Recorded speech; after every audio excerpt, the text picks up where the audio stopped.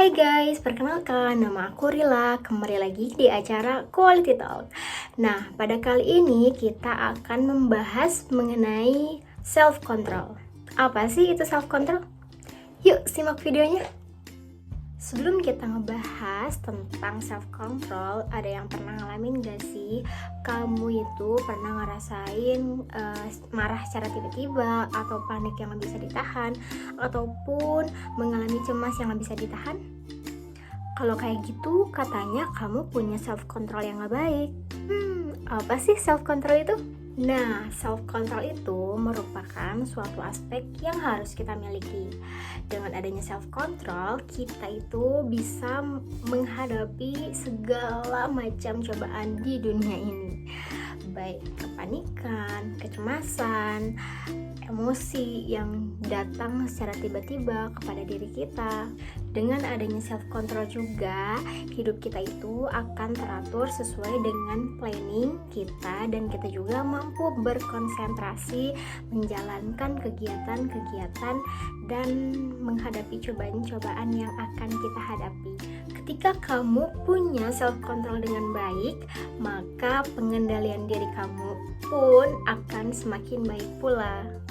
Nah, kalau kita lihat nih, banyak tuh kasus-kasus yang terjadi seperti kayak nggak bisa nahan emosi, ataupun nahan panik, ataupun kecemasan secara berlebihan. Itu karena apa? Karena pengendalian diri seseorang itu tidak baik ataupun terbilang kacau. Nah, kalau kita ngalamin self control itu yang gak baik, biasanya itu ada yang men-trigger emosi atau kepanikan ataupun kecemasan kita menjadi amarah, kepanikan ataupun kecemasan yang tidak bisa ditahan. Nah, dalam hal ini biasanya itu adanya kekecewaan, sakit hati, ataupun amarah yang belum terselesaikan, sehingga terkubur dalam-dalam di dalam diri kita ini.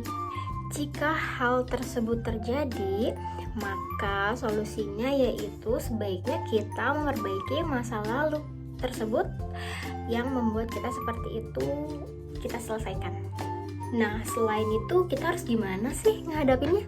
Yang pertama, self monitoring. Nah, self monitoring ini merupakan perkenalan atau pengobservasian terhadap diri kita sendiri. Kita harus mengetahui terlebih dahulu diri kita itu seperti apa dan penyebab yang terjadi kepada diri kita itu seperti apa. Yang kedua, stimulus control. Nah, setelah melakukan self control, stimulus control ini kamu bisa lebih mengenal diri kamu sendiri. Dalam hal ini pun kamu dapat mencegah terjadinya distraksi selama kamu melakukan suatu kegiatan atau menghadapi suatu permasalahan. Ketiga, self contracting. Nah, self-contracting ini yaitu membuat suatu perencanaan untuk mengubah suatu perilaku kita ataupun kamu yang memiliki self-control yang tidak baik. Nah, contohnya itu seperti ketika kita tidak bisa menahan amarah ataupun emosi kita harus berjanji atau bersepakat kepada diri kita sendiri bahwa untuk kedepannya ketika menghadapi suatu permasalahan, kita harus bisa mengendalikan emosi dan amarah tersebut. Yang terakhir, yang keempat, yaitu self reward. Untuk yang self reward ini yaitu contohnya yaitu seperti memberikan diri kamu itu hadiah atau apresiasi ketika kamu sudah melakukan suatu tugas dengan baik. Jadi ketika kamu sudah bisa mengendalikan atau melakukan self control itu dengan baik terhadap diri kamu sendiri, kamu bisa memberikan apresiasi ataupun hadiah kepada diri kamu sendiri bahwa kamu telah melaksanakan yang terbaik. Pada prinsipnya, self control itu sangat penting untuk dimiliki oleh setiap orang.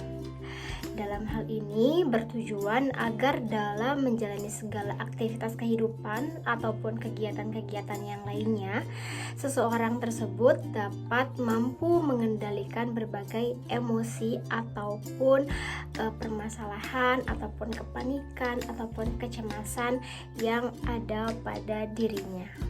Nah, dapat kita simpulkan bahwa self-control itu merupakan kekuatan dan ketenangan merupakan penguasaan. Kamu harus mencapai titik di mana suasana hati kamu itu tidak berubah berdasarkan tindakan orang lain yang tidak penting. Jangan biarkan orang lain mengendalikan arah kehidupan kamu. Jangan biarkan emosi kamu memberdayakan kecerdasan kamu. See you di next video selanjutnya.